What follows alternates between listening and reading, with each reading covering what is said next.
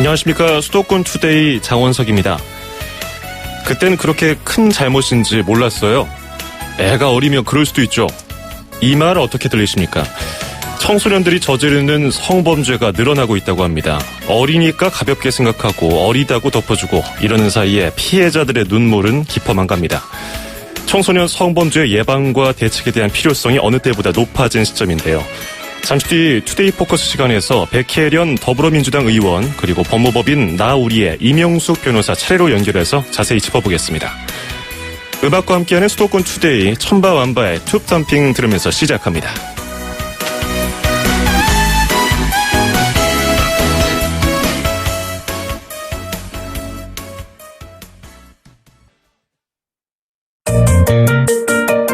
음악과 수도권 뉴스가 한방에 수도권 전문 방송 수도권 투데이.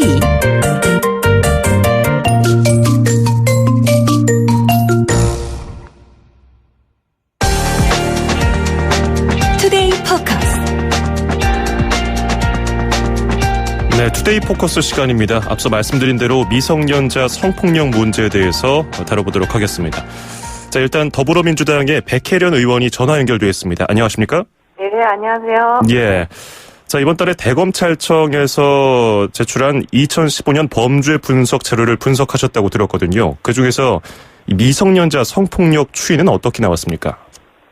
현재 전체 성폭력 사건 중에 한 3분의 1 정도가 미성년 성폭력 사건인데요. 예. 그러니까 미성년 성폭력 사건은 이제 매년 증가하고 있는 추세입니다. 그러니까 2005년 한 2,900건 정도 됐는데 2014년에는 9,500건으로 3배 이상 증가한 상황입니다. 예, 3배 정도 증가를 했다고 합니다. 이 조두순 사건, 또 도가니 사건, 사회적인 공분을 샀던 이런 사건들이 정말 많아서 특별법도 제정이 된 상황인데 미성년자 성폭력이 늘어나는 원인에 대해서는 의원님께서는 어떻게 분석하고 계십니까? 우선적으로는 우리 사회 그릇된 성문화가 굉장히 문제인 것 같습니다. 그러니까 예. 교육 현장에서도 제대로는 성교육이 이루어지지 않기 때문에 그런 것들이 성폭력이 늘어나는 원인의 큰 부분을 차지하고 있다고 보고요. 예. 그리고 여전히 그런 아동 성폭력 사건에 많이 일어나면서 성폭력 사범에 대한 처벌 수위가 높아지고는 있지만 여전히 낮은 상황입니다. 그러니까 양형 규정을 또 높여놨음에도 선고형은 실제로 낮게 나오는 경우가 대부분이기 때문에 예. 미성년 성폭력이 늘어나는 원인이 되고요. 또 하나라고 본다면 늘어나는 원인이라기보다는 예전에는 미성년자 성폭력 사건에 대한 신고가 제대로 되지 않는 경우가 많았습니다. 예. 그런데 이제는 그 부분에 대한 인식이 그래도 많이 개선이 돼서 신고가 더 활발하게 이루어지기 때문에 통계적으로는 성폭력이 더 늘어나는 것처럼 보이는 그런 현상도 일부 있습니다. 예. 그릇된 성문화라는 거는 어디서 기인할까요? 실제로 남녀 간의 역할에 대한 잘못된 인식들이 그동안 우리나라에 보면 많이 자리 잡고 있습니다. 예. 그러니까 여성들이 오히려 수동적이고 남성들은 능동적으로 해야 된다는 그런 잘못된 인식들이 어떤 강간으로 이어지는 형태 이런 것들이 많이 있거든요. 예. 네. 이거는 뭐 구조적인 문제이기 때문에 어려서부터도 그런 교육을 다 고쳐 나가야 된다는 지적들이 많거든요. 근데 이 미성년 그렇습니다. 성폭력 범죄를 보면은 미성년자가 가해자가 되는 경우도 있더라고요. 네. 어느 정도 차지하고 있었습니까? 생각보다 많습니다. 예. 보면 2015년 기준으로 해서 881건인데요. 그래서 예. 전체 성범죄 기준으로 보면 한 10% 정도 됩니다. 예. 네. 이게 생각보다 상당히 많은 수준인데요. 이 미성년자 성범죄 처벌이 좀 느슨해서 그런 거 아니냐는 지적이 워낙 많지 않습니까? 네, 그렇습니다. 예, 뭐 수사나 처벌 수위, 사후에 관리하는 것도 이 다양한 문제점이 제기되고 있는데 의원님께서는 어떻게 분석하셨습니까? 아까도 말씀드렸지만 미성년자 성범죄에 대해서 양형 기준이 예전보다는 많이 올라간 상태입니다. 그럼에도 불구하고 구체적으로 말씀드리면 13세 이상 대상 강간사 경우는 기본이 한 5년에서 8년이고요. 예. 양형 기준으로 볼 때 그렇습니다. 13세 미만의 경우는 한 8년에서 12년입니다. 그런데 이것이 서구의 선진국과 비교할 때는 아직도 많이 낮은 상황이고요. 더 문제가 되는 것은 만약에 1심에서 실형이 나거나 중한형이 선고됐다 하더라도 2심 이제 항소심으로 올라갈수록 징역형이 집행유예를 바뀌는 경우가 30%나 되고 또 형량이 감경되는 경우는 80% 정도에 달합니다. 그렇기 때문에 결국은 처벌에서 낮다고 볼 수가 있고요. 특히 이제 사후 관리가 제가 볼 때는 많은 문제점이 있다고 봅니다. 아직 인적사항 게시라든지 이런 것들이 이루어지고는 있지만 관리의 부분에 대해서 아직 철저하게 이루어지지 못하기 때문에 대범의 그 통계 수치 같은 경우는 많이 늘어나는 경향을 보이고 있거든요. 양형 기준도 외국 사례와 비교했을 때 부족하거니와 이 형이 선고되는 과정에서도 상고심으로 갈수록 점점 감형이 된다. 이게 미성년자 성폭력은 더 좀 심각한 문제 아니겠습니까? 이 청소년들이 자라서 사회 일원으로 행동을 해야 될 아이들인데 예방을 위해서는 어떤 대책이 필요할까요? 이제 처벌 기준을 먼저 강화를 해서 예방의 효과를 높이는 것이 필요하고요. 중장기적인 대책으로는 요즘에 사이코패스 성향도 이런 법리적 성범죄자들이 많이 있습니다. 그런 그 성범죄자들에 대한 특별 관리와 치료, 또 피해자에 대해서도 유관기관의 종합적 지원 이런 것들이 필요하다고 보고요. 가장 근본적으로는 이제 실효성 있는 성교육을 통해서 그 바람직한 성문화가 자리 잡음으로써 성폭력 사건을 줄이는 그런 방안들이 필요하다고 봅니다. 자, 알겠습니다. 지금까지 말씀 잘 들었고요. 더불어민주당의 백혜련 의원이었습니다. 고맙습니다. 감사합니다.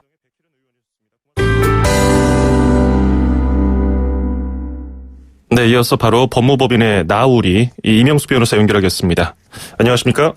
네, 안녕하십니까? 앞서서 더불어민주당 백혜련 의원과 대검찰청에서 받은 지난해 범죄 분석 자료를 토대로 인터뷰를 했거든요. 미성년자 대상 성범죄, 특히 성폭력 범죄가 최근 10년 동안에 3배 넘게 늘었다는 이야기를 했습니다. 근데 여기에서 미성년자가 같은 미성년 혹은 성인을 대상으로 성범죄를 저지르는 비율도 적지 않더라고요. 이 청소년들의 일탈이 어차피 그 본인들이 법적으로 보호를 받는 나이기 때문에 큰 처벌을 받게 되지 않을 것을 알고 이를 악용하는 거 아니냐는 의구심 갖는 분들이 많아요. 강력한 제재가 필요하다는 목소리가 그래서 더 커지고 있는데 그럼 실제로 재판에서 중형이 내려지는 경우가 드뭅니까? 청소년이 아니라 일반 성인도 중형에 내려지는 경우가 드물죠. 그래요. 예를 들면 친아버지가 자기 딸을 몇 년간 성폭행해도 8년형을 선고하고 있는 게 우리 법원입니다. 그러니 청소년들이 어쩌다 한번 친구들이랑 어울려서 아니면은 뭐 그냥 한 차례 두 차례 그렇게 한 경우에 과연 몇 년형을 선고할 수 있을까요? 우리나라가 전반적으로 성폭력에 대해서 너무 관대한 게 문제인 거고요. 청소년 범죄가 최근 사이에 3배 이상 늘어났다고 하는데요. 그건 다양한 이유가 있죠. 우선 첫 번째는 성범죄에 관해서 굉장히 신고율이 높아지고 있습니다. 그래서 일반인들뿐 아니라 청소년도 신고율이 높아지기 때문에 노출이 많이 되는 이유가 하나 있고요. 또 하나는 미디어나 뭐 다양한 인터넷이나 우리는 쉽게 성폭력을 성범죄가 아니라 성에 다양하게 노출될 수 있고 너무나 손쉽게 접근할 수 있기 때문에 그리고 그것들이 되게 폭력적인 성향으로 묘사되는 게 일반적이거든요. 그러니 학생들이 철모르게 보고 있다가 저렇게 해도 되나 보다. 성은 뭐 이렇게 상대방의 동의를 얻어서 하는 게 아니라 일방적으로 해도 되는구나 라는 생각을 무의식 중에 할 수 있기 때문에 우리나라의 잘못된 성문화가 청소년들이 또 범죄로 나가는 그런 영향도 있는 거죠. 이런 다양한 이유들로 인해서 성범죄가 늘어나고 있는데요. 중형만이 최선일지는 다시 생각해봐야 됩니다. 물론 성이 너무 낮은 거는 사실입니다. 너무 낮습니다. 청소년도 성인도. 그러면은 평소에 미성년 성폭력 문제 해결을 위해서 관심 있게 접근하시는 걸로 알고 있거든요, 변호사님께서. 미성년자 성폭력 가해자의 경우 처벌이 어느 정도입니까? 외국이랑 비교했을 때 많이 떨어지나요? 아까 백혜련 의원은 법원 형량도 늘어났지만 더 커져야 되고 판결도 또 강력해야 된다고 좀 강경한 입장이었거든요. 외국의 경우는 나라마다 좀 다르긴 한데요. 경우에 몇십 년 이렇게 굉장히 형량이 높죠. 무기징역 이렇게도 될 수 있고요. 근데 우리나라는 10년 이상의 형에 처하는 경우들이 거의 없죠. 예. 밀양 여중생 청소년들이 왜 고등학생들이 밀양 여중생 성폭행 했던 경우도 제대로 형을 받은 경우들이 없었습니다. 예. 모두 중간에 다 그냥 보호처분이나 적당히 되고 말았었는데요. 우리나라에서는 청소년들에 대해서 형량이 5년 이하인 경우 대부분이고요. 예. 있더라도 보통 한 1년 정도 집행유예 이런 경우들이 많습니다. 이게 아무리 재질이 나쁘고 여러 명이서 하고 그러더라도 가끔 뉴스에서 보도되는 것처럼 성폭행하고 여러 가지 학대를 한 다음에 살해해서 매장하고 이런 동배들이 모여서 그렇게 악질적으로 한 경우는 형량이 높아지지만 그렇지 않은 대부분의 경우는 5년 이내인 경우가 대부분이죠. 아니 이게 법원 판결이 왜 이렇게 성범죄에 관대할까요? 아까도 말씀드린 것처럼 성에 대해서 너무 관대하기 때문에 그렇습니다. 이제는 생각이 바뀌어야 되는 거고요. 흔히들 이 성범죄, 특히 청소년 문제에 국한해서 이야기를 한다면 이 청소년 성범죄를 줄이기 위해서는 형량이 높아져야 된다. 1심에서도 형이 너무 낮고 2심, 3심 올라갈수록 형은 더 낮아진다라고 이야기하는데요. 물론 엄히 처벌하는 것도 좋습니다. 형량 분명히 낮고요. 외국에 비해서도 그러고 저지른 재질에 비해서 피해자가 받는 고통에 비해서도 형량이 너무 낮습니다. 그것도 문제지만 과연 10%의 성범죄자들, 가해자들을 대상으로 형량 높이는 게 최선일까?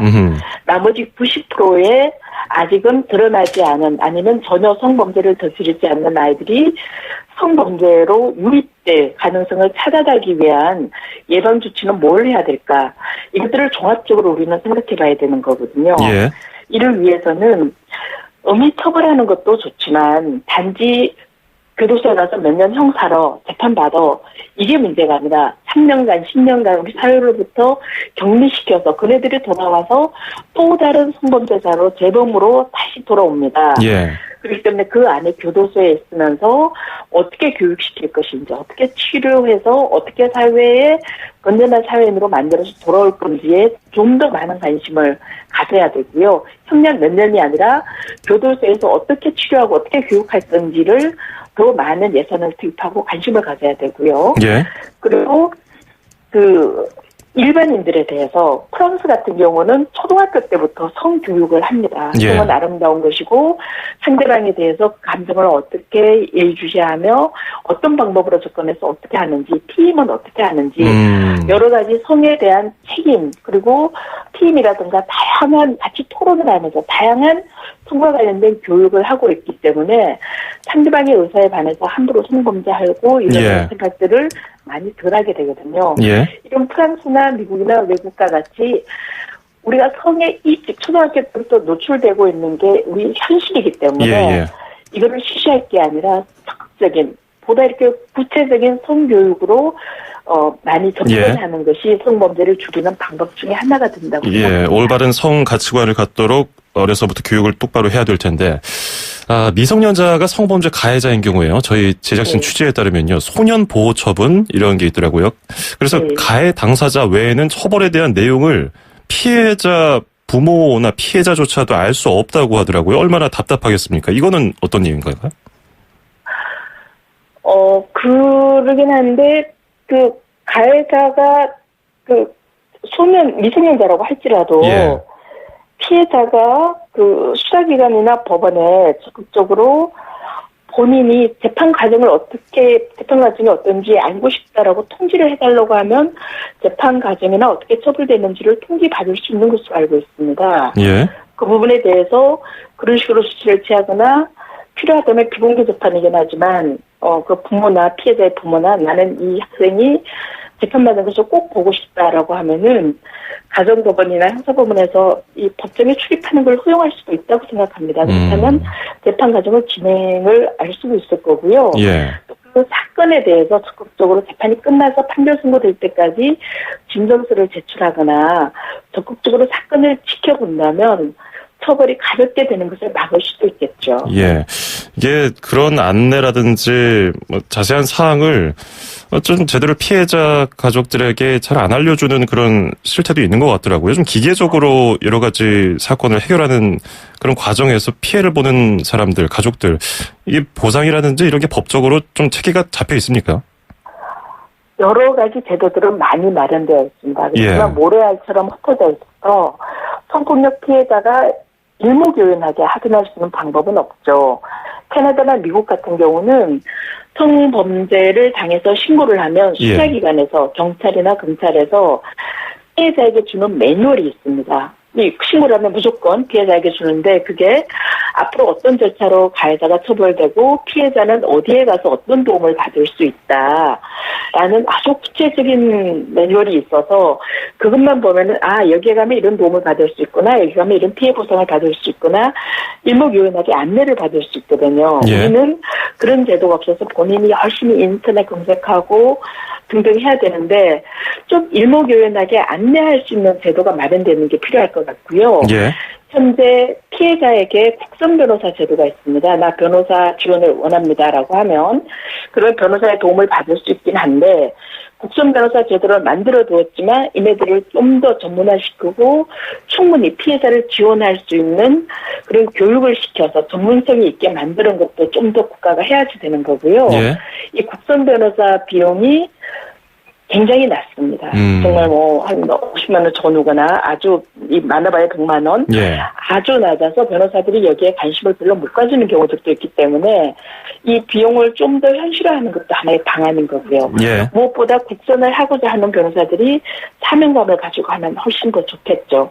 아직 이런 국선 변호사 제도라든가 피해 보상을 받을 수 있는 거라든가 아니면 가해자의 형사재판 받을 때 피해자가 나 손해배상까지 판단해 줄 필요가 없고 배상이 있는 제도라고 형사재판부에 요청하면 손해배상 판결까지 받을 수 있는데 이런 제도도 있고 여러 가지 무료로 소송 지원 받을 수도 있는 여러 가지 제도가 있다는 것을 피해자가 쉽게 알 수 있게끔 안내를 해주는 절차가 필요합니다. 지금 모래알처럼 이러저러한 제도들이 흩어져 있거든요. 자, 끝으로 앞서서 강경하게 처벌을 강화해야 된다는 입장이 있었고요. 짧게 설명해 주셨지만 너무 엄벌만으로는 성폭력 범죄를 줄이기에는 한계가 있다는 지적 나오지 않습니까? 그래서 아까 치료, 예방, 재발 방지 프로그램을 개발해야 된다고 말씀하셨는데 이 부분 짧게 좀 짚어보고 마무리하겠습니다. 10년쯤 전에 캐나다에 간 적이 있었는데요.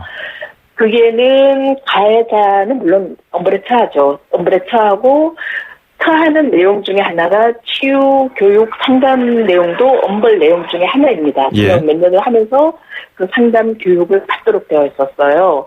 그리고 그 상담을 하는 기관에서 피해자도 물론 날짜와 시간을 달리하지만 피해자도 피해 트라우마 치료를 위해서 상담을 해주고 있었습니다. 필요하다면 이 둘을 어느 정도 치료가 되고 많이 용서를 할 마음이 되어 있고 피해자는 가해자는 충분히 반성하고 피해자에게 사과를 하고 싶어하고 피해자도 이를 받아들일 마음이 있다면 서로 만나서 같이 상담하고 치유 회복하는 걸 도와주는 여기까지 진도가 나가 있는 것을 보고 굉장히 충격을 받았거든요. 우리나라도 그냥 사회로부터 10년, 20년 격리시키는 엄벌만 관심을 가질 게 아니라 그거에 더해서 제대로 치유하고 사회에 적응할 수 있게끔 피해자도 가해자를 용서할 수 있게끔 그 수준이 될 수 있게끔 많이 치료하고 많은 배상을 해줄 수 있는 그런 제도들이 일목요연하게 쉽게 피해자에게 전달되고 가해자에게도 알려져야만 일반 예방도 되고 10%에 해당되는 가해자 피해자들도 많은 도움을 받을 수 있다고 생각합니다. 오늘 미성년자 성폭력 범죄에 대해서 많은 걸 생각하게 하는 인터뷰였습니다. 오늘 고맙습니다. 네, 감사합니다. 네, 지금까지 법무법인 나우리의 이명숙 변호사였습니다. Good morning, ladies and gentlemen. 저희 버스는 당신의 출근길을 바꾸기 위해 경기도가 처음 선보이는 굿모닝 2층 버스입니다. 서서 가시는 분이 없도록 2층까지 70여 개의 좌석이 준비되어 있으니 편안하게 착석하시고 모든 좌석에 안전벨트를 착용해주세요. 휴대폰 충전이 필요하시면 좌석에 비치된 USB를 이용하시고 책 읽으실 땐 독서 등을 켜주세요. 오늘도 저희 굿모닝 2층 버스를 이용해주신 승객 여러분 대단히 감사합니다. 대한민국의 출근길을 바꾸다. 경기도 굿모닝 2층 버스. 퇴근길도 굿모닝. 문의 031-120. 2,500만 수도권 청취자를 위한 모든 소식이 한자리에. YTN 뉴스 FM 수도권 투데이. 수도권 투데이 2부 광고 듣고 와서 이현주 기자와 함께 가볼 만한 여행지 소개해드리겠습니다. 고속도로에서도 잘 나가는 더 넥스트 스파크. 한가위 명절을 맞아 준비한 9월의 혜택. 지금 스파크 구매 시 100만 원 할인. 또는 36개월 무이자 할부. 스파크 한가위에도 잘 나가네. 현금 할인 60개월 4.9% 할부 이용 조건. 할부 원금 500만 원 이상. 9월 30일까지 홈페이지 참조. Chevrolet, find new roads. 연아가 좋아할 수 평창수. 맑고 시원 평창의 깨끗한 수 평창수. 청정샘물 올림픽을 응원해요 평창수. 응원 팡팡. 연아와 함께 마셔요. 2018 평창 동계올림픽 공식 먹는 샘물 강원 평창수. 평범한 날에도 좋은 일 있냐는 말을 듣는 그런 기분 아세요? 모든 것은 힘있는 피부로부터. 환하고 탱탱하게 피부에 다시 힘을 채우세요. 기대 그 이상의 변화. 아이오페 슈퍼바이탈 크림. 에이스 고객 지성 이보영. 침대를 말하다. 이 남자 가구 살 땐 신경도 안 쓰더니 침대는 자기가 먼저 누워보는 거 있죠? 당연하지. 몸을 위한 건데. 응? 잡았으면 알 텐데. 침대는 가구가 아니다. 침대는 에이스다. 에이스 침대. 운전자 여러분, 커피도 시끄러운 음악도 소용없이 졸릴 땐 잠시 차를 대고 쉬었다 출발하세요. 여러분의 인생길에 봄날은 와도 졸음은 오지 말아야 하잖아요. 삼성화재와 함께 매일을 봄처럼 사세요. 당신의 봄 삼성화재. 맛있게 여행하고 즐겁게 먹어요. 이현주 웰빙 전문기자와 함께 떠나는 맛있는 여행. 예, 식도락과 미식가 잘 먹는 웰빙 전문 기자 이현주 기자와 함께하겠습니다. 어서 오십시오. 네, 잘 먹고 돌아왔습니다. 예, 이현주입니다. 예, 오랜만에 뵙겠습니다. 아, 잘 먹는 기자 괜찮네요. 아, 예, 저번에 아마 잘 먹는 기자였던가 뭐였던가 제가 별명 하나 또 정해드렸었는데. 네. 자, 오늘 어디로 가볼까요? 그 장원석 아나운서께 하나 질문 드릴게요. 예. 우리나라에서 쌀을 가장 많이 생산하는 곳이 어딘 줄 아시나요? 글쎄요. 평야가 많은 지역이 근접하셨어요. 예, 예. 그러면 제가 또 하나 힌트를 드릴게요. 예. 하늘과 땅이 만나는 곳, 즉 우리나라에서 지평선을 볼 수 있는 유일한 곳이 하나 있어요. 그래요? 모르시겠나요? 모르겠어요. 유일한 곳이요? 우리나라 최대의 곡창지대에 김제평야가 자리한 김제로 안내하겠습니다. 아하, 예. 김제가 정확히 어디 있죠? 멀지 않습니까? 서울에서? 그 전주들 많이 아시잖아요. 예. 전주에서 서해안 쪽으로 조금 닿아 있는 곳인데 부안 그 변산 국립공원 있잖아요. 예. 그 국립공원과 변산과 전주 그 중간쯤에 위치한 지역이에요. 차로 이동을 하면 2시간 반 정도면 도착하실 수가 있고요. 예.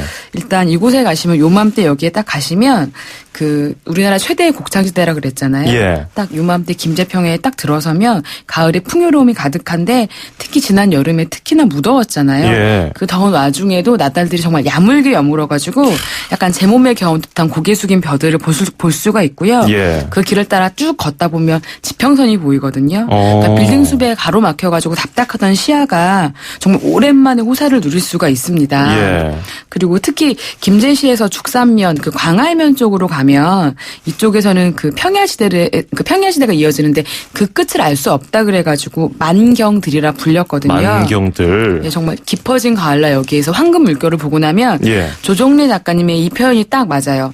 그 끝이 하늘과 맞닿아 있는 넓디나 넓은 들판은 어느 누구나 길을 쓰고 걸어도 언제나 제자리 걸음을 하고 있는 것 같은 착각이 들게 하는 곳입니다. 그게 얼마나 넓고 깊은지 예. 그리고 그 황금들역에 서 있으면 그 풍요로움에 그 쌀이 익어가는 그 향이 특유의 향이 나요. 예. 그것만으로 되게 풍성한 가을 기분을 즐기실 수가 있습니다. 상상만으로도 뭔가 편안해지고 풍성해지는데요. 굉장히 편안해져요, 마음이. 그러니까요. 네. 우리나라는 어딜 가나 산이 보이니까 그렇죠. 이렇게 지평선이 보이는 곳은 여기가 유일하다고 그렇죠. 방금 말씀해 주신 것처럼 탁 트인 것 때문에 마음도 눈은 하얘질 것 시원하고 같은데요. 고소한 향도 나고 마음은 평화로워지니까 딱 가을 여행지로 가장 좋은 곳이 아닌가 싶습니다. 그러니까 여기 축제가 열린다고 하는데 뭘 하면 좋을까요? 그 지평선 축제가 1999년부터 이어져 왔는데요. 예. 이게 우리나라의 농경 문화의 우리나라 최대의 고대 저수지인 벽골제가 이 김제에 있어요. 이 벽골제를 중심으로 해서 우리나라의 도장 문화를 알리는 축제인데요. 내외국인들이 굉장히 많이 찾는 축제예요. 그래서 축제 기간 동안 보니까 문화 행사, 전통 행사, 밤 야간 행사, 상설 행사, 시내권 행사 등 되게 다양한 70여 개의 프로그램들이 5일간 축제 마당에서 펼쳐지는데요. 예. 가장 추천드리는 거는 지금 홈페이지에 들어가서 보시면 다양한 것도 뭐 모락모락 아궁이 쌀밥짓기도 있고 벽골제 야행도 있고 횃불 퍼레이드도 있고 그다음에 가양조를 담는 다양한 프로그램들이 있어서 일단 가셔가지고 프로그램을 찬찬히 보시고 가족 단위 뭐 연인 친구들끼리 다양한 선택권이 있으니까 여유로운 마음을 가지고 즐기시면 좋을 것 같고 저는 지난해 해봤는데 논에 들어가서 메뚜기 잡는 체험이 있어요. 굉장히 재밌습니다. 약간 가을 정말 그 벼밭에 들어가서 풍성한 나달과 함께 뛰어다니는 메뚜기처럼 폴짝폴짝 뛰어보시면 즐거운 추억이 되시지 않을까 생각됩니다. 예, 제가 지금 컴퓨터로 지평선 축제 홈페이지를 들어가 봤는데 와 사진만 봐도 뭔가 설레네요. 이 쫙 벼에다가 뭔가 꾸미기도 해놓고 글씨도 써놓고 포토존도 굉장히 많이 준비가 되어 있고요. 그 풍년을 기원하는 줄다리기부터 다양한 전통 놀이 공연들이 있어서 가서 보고만 있어도 되게 흐뭇해요. 그러니까요. 사진 찍을 때도 많을 것 같은데요. 일단 가시면 요맘때 가시면 400리 코스모스 길하고 황금빛 들녘이 출렁출렁 거려요. 그 자체 어디에 쓰셔가지고 찍어도 그냥 그 자체가 약간 좋은 그림이 되는 풍경이어서 좋은 카메라만 들고 가셔가지고 열심히 찍으시기 바랍니다. 이 김제에서 언제부터 언제까지 열리는 축제인가요, 이게? 그 다음 주 목요일부터 그 10월 3일 월요일까지 5일 동안 이어지거든요. 그러니까 미리 이번 주부터 준비하셔가지고 다음 주 연휴잖아요. 그때 다녀오시면 좋겠습니다.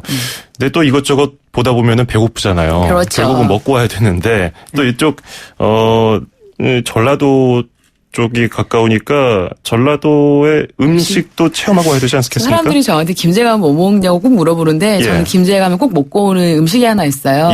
바로 30년 내공을 자랑하는 고추짬뽕집이 하나 있거든요. 짬뽕. 되게 오래된 약간 세트장 같은 외관의 낡은 노포 그 중국집이에요.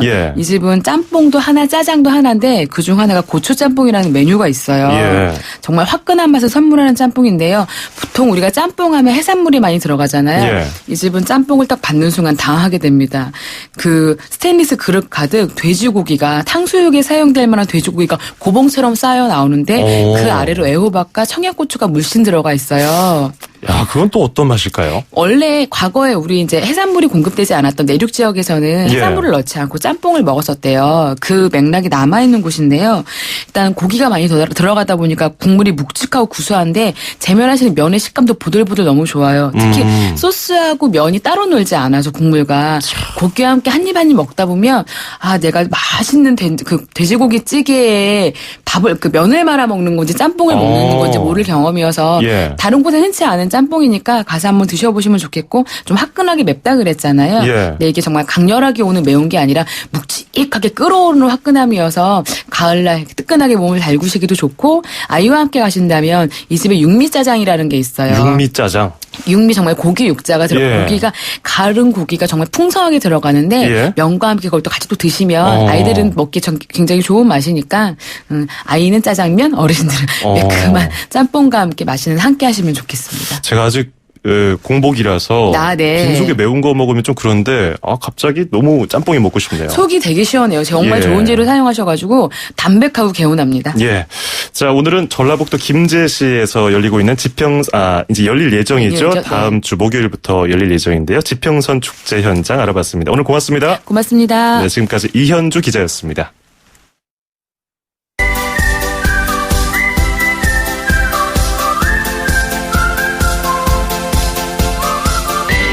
중국어를 쉽고 재미있게 배울 수 있는 시간 다함께 중국어 대한민국 대표 중국어 강사 문정아 선생님과 함께하겠습니다. 어서 오세요. 大家好, 장원석 아나운서 早上好. 네, 안녕하세요. 네, 반갑습니다. 네. 자, 선생님 어제 우리가 배운 말부터 복습해 볼까요? 네, 우리 이것 좀 보여주세요, 저것 좀 보여주세요 배웠는데 기억하시나요? 예, 기억합니다. 네, 어떻게 했었죠? 이거가 저거였잖아요. 그렇죠. 그래서 저거看一下. 잘했어요. 그리고 저거가 나거니까 나거 카니샤. 네, 맞아요. 역시 아하. 제2외국어로 중국어를 배운 만큼 실력 발휘를 잘하시는 것 같아요. 예. 오늘 뭘 좀 배워볼까요, 우리? 우리가 이 여행 가서 쇼핑할 때 제값 주고 사면 좀 아쉽잖아요. 맞아요. 전통시장 가서 네네. 좀 깎아주세요. 좀 이렇게 할 수 없을까요? 네, 중국에서는 요 깎는 재미가 아주 솔솔하거든요. 그래요. 자, 우리가 좀 깎아주세요라는 표현을 중국어로는 이렇게 표현하면 돼요. 따라해보시죠. 便宜点儿. 便宜点儿. 한 번 더. 便宜点儿. 便宜点儿. 그렇죠. 이 便宜란 단어는요. 편의라고 발음이 되는데요. 한국식으로 따지자면 편의지만 중국식으로 따지자면 이제 便宜이렇게 발음하게 되고요. 예. 약간 조금이란 뜻을 가지고 있는 点儿 집어넣어서 좀 깎아주세요라고 하려면 便宜点儿.便宜点儿.便宜点儿. 便宜点儿. 네, 그렇죠. 이게 뭐 다른 건 몰라도 이거 하나만 알고 있으면 그래도 여행 갔을 때 알짜배기로 쇼핑할 수 있을 것 같은데요. 맞아요. 청취자 여러분들도 저 하듯이 한번 따라해 보시면 좋을 것 같아요. 네. 깎아주셨는데 조금 더 저렴하게 이게 깎아달라고 할 때 조금 더 깎아주세요는 뭐라고 하나요? 네, 이럴 때는요. 이 조금만이란 단어 다시 재차할 때의 그 우리 인사할 때 우리 예. 짜이지엔 할 때 짜이자를 쓰면 이게 다시 재자거든요. 예. 그래서 다시 좀 깎아주세요. 조금만 더 깎아주세요. 再便宜点儿. 再便宜点儿. 한 번 더. 再便宜点儿. 再便宜点儿. 그렇죠. 원래 便宜点儿 깎아주세요에다가 再만 집어넣으면 또 깎아주세요. 조금만 더 깎아주세요. 이런 뜻이 됩니다. 예. 한 번 깎고 또 깎고. 네. 再便宜点儿. 그렇죠. 어허. 자, 오늘 배워본 말 깎아주세요는 중국어로 ね, 便宜点儿. 便宜点儿. 그리고 조금만 더 깎아주세요는 再便宜点儿. 再便宜点儿. 네, 참고로 중국에서는 값을 흥정하기 시작했으면 꼭 사야 된다는 사실 기억해 주시고요. 중국 매너군요. 그렇죠, 맞습니다. 再便宜点儿꼭 기억해 주세요. 예, 우리 다음 시간에 만나요. 네, 다음 이 시간에 만나요. 再见. 예, 물건은 깎아야 제맛이죠. 자, 매일 이 시간에 중국어 대표 강사 문정아 선생님과 함께 아주 쉽고 재미있게 중국어를 배울 수 있으니까요. 여러분의 많은 관심, 참여 부탁드리겠습니다. 자, 7553번님이 다음 주에 중국 가는데 이거 꼭 외워둬야겠습니다. 같이 가는 저희 엄마한테도 알려드려야겠습니다. 이렇게 문자 보내주셨네요. 그래요. 또 어머니들은 고수시잖아요. 이런 거 또 문장 하나 딱 알게 되시면은 중국에서 재밌는 경험하실 것 같네요. 잘 다녀오시기 바라겠습니다. 자, 다 함께 중국어에 하고 싶은 얘기나 또 배워보고 싶은 표현 있으시면요. 언제든지 사연 남겨주십시오. 짧은 문자는 50원, 긴 문자는 100원의 비용이 드는데요. 샵 0945, 우물정 0945로 문자 보내주시면 되겠습니다. 자, 그리고 수도권 투데이에서는 여러분의 메시지를 전달해드립니다. 운수대통 만사형통 통통 메시지라는 코너인데요. 운전하는 분들, 버스, 택시, 화물 운송 등등 다 좋습니다. 2016년 운수대통 하시라는 의미를 담아서 수도권 투데이에서 특별히 마련했습니다. 운전자의 희로애락을 비롯한 하고 싶은 말씀을 휴대전화 메시지로 보내주시면 되겠습니다. 번호는 다시 한번 말씀드리겠습니다. 샵 0945, 우물정 0945인데요. 짧은 문자는 50원, 긴 건 100원의 비용이 듭니다. 추첨을 통해서 방송 참여 기회는 물론 수도권 투데이에서 준비한 선물도 보내드리겠습니다.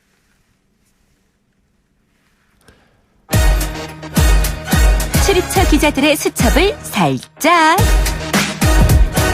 가장 빠른 수도권 소식을 전해드립니다. 여기는 출입처입니다.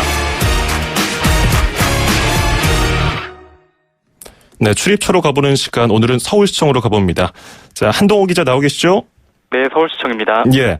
자, 서울시가 올해 하반기에 민간 전세 임대주택 입주자를 모집한다는 소식이네요? 네, 민간 전세 임대주택이라는 말이 다소 생소하게 들리실 수도 있는데요. 예. 이 민간 전세 임대주택은 입주 대상자가 직접 민간 주택을 고른 뒤 서울주택도시공사를 거쳐 주택 소유자와 전세를 맺는 새로운 형태의 임대주택입니다. 예. 서울시는 올해 하반기 모두 2,000가구의 민간 전세 임대주택을 공급할 예정인데요.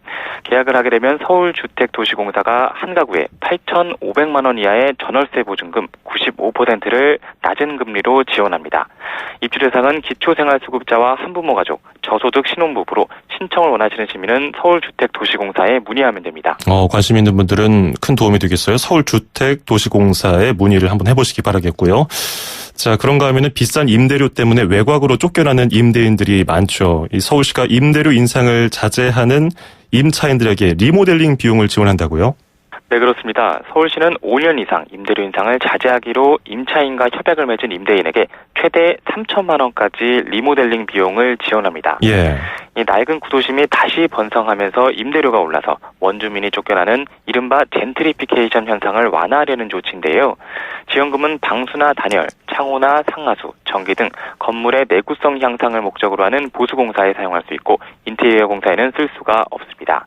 신청서는 다음 달 20일까지 관할구청에 내면 됩니다. 네, 이것도 굉장히 알짜 정보였고요. 자, 이제 날씨가 쌀쌀해진 게 어느덧 가을이 성큼 찾아왔습니다. 일교차도 커졌고요. 서울 거리 곳곳에서 다양한 공연이 펼쳐지는 서울 거리예술축제 소식도 왔네요. 전해주시죠.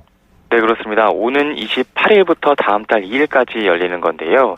이 서커스부터 설치형 퍼포먼스까지 9개국 작품 47편이 126차례까지 공연됩니다. 예. 서울시와 서울문화재단은 이번에 무대를 서울광장과 광화문광장 등 도심에서 플랫폼 창동 60일과 망원시장, 기름 1동 등 지역으로 넓혔습니다. 개막작은 프랑스 극단 까라보스의 설치형 퍼포먼스 흐르는 불 일렁이는 밤이며 폐막일에는 세종대로에서 종일 놀고 공연을 즐기는 끝장대로 프로그램이 준비됐습니다. 자세한 내용은 서울문화재단 축제추진단이나 서울거리예술축제 홈페이지에서 확인하면 됩니다. 예, 하나 더 들어볼게요. 대학가를 떠올리면은 되게 술집이라든지 유흥가 젊은이들이 막 흥청망청 노는 거 떠올리시는 분들 많을 텐데요. 대학가를 청년 창업의 요람으로 바꾸기 위해서 서울시가 대학도 지자체하고 힘을 합쳤다고요?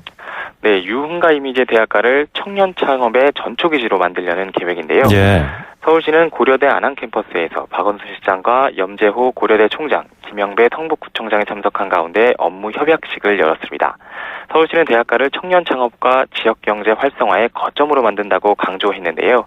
이를 위해 오는 2025년까지 1,500억 원을 투입해 대학과 지역이 상생 발전을 할 수 있도록 유도하겠다고 설명했습니다. 예, 오늘 유용한 정보들 고맙습니다. 감사합니다. 네, 지금까지 YTN 한동호 기자였습니다.